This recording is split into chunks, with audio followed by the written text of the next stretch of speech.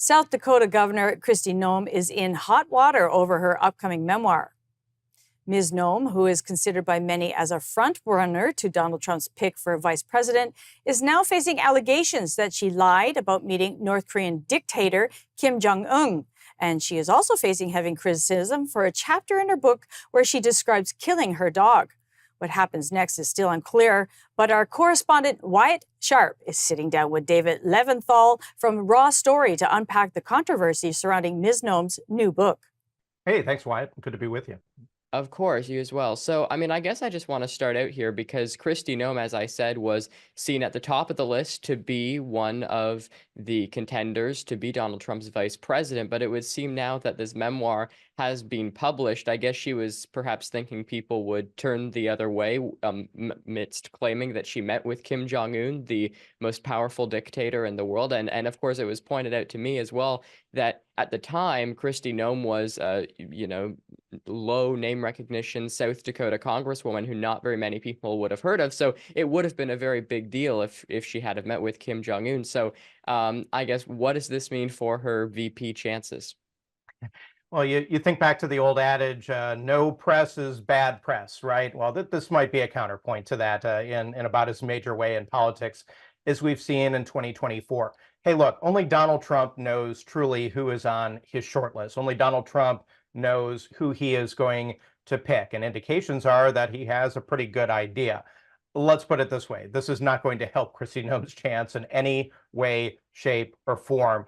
Oftentimes people throw around if they think somebody's a bad person, like, oh yeah, well, they probably kill puppies in their spare time. And here the governor of South Carolina or South Dakota, I was just in South Carolina, literally is just saying and admitting in her book there in black and white that, yeah, I killed my puppy. So, Democrats and Republicans both have come out in a major way to denounce this. A lot of people have been stepping back, but not everyone has been stepping back. It's been notable to see that the National Republican Congressional Committee, the California GOP, those are two among several Republican entities that are actually using Kristi Noem's book as a selling point in their fundraisers and kind of doubling down on Kristi Noem as they go forward.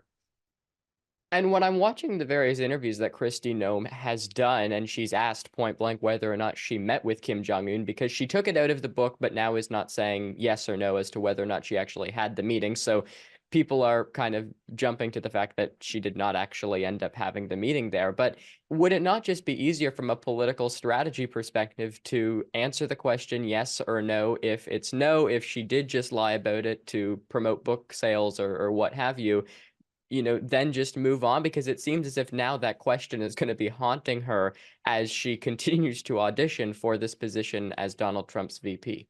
Yeah, and there's a template for people who have written a book and either misremembered a fact or put something out there that was just a whopper. You can think of Hillary Clinton and the book that she wrote back when she basically said, I was under fire. And when she was 20 years before she had said what she did about being in Europe at the time. And so these are types of things where there are different strategies. Absolutely. Kristi Noem absolutely could have come out and just said, hey, look, it was a mistake. I own up to it. And that's part of who I am. I own up to things when I make a mistake or something went wrong. But that didn't happen. And you had these incredibly awkward interviews where she seemed to be on a loop and clearly reading a line that had been given to her by a PR advisor about what had happened there or what had not happened there. And any viewer was basically left to kind of guess for themselves as to whether she met with Kim Jong-un or what the circumstances were for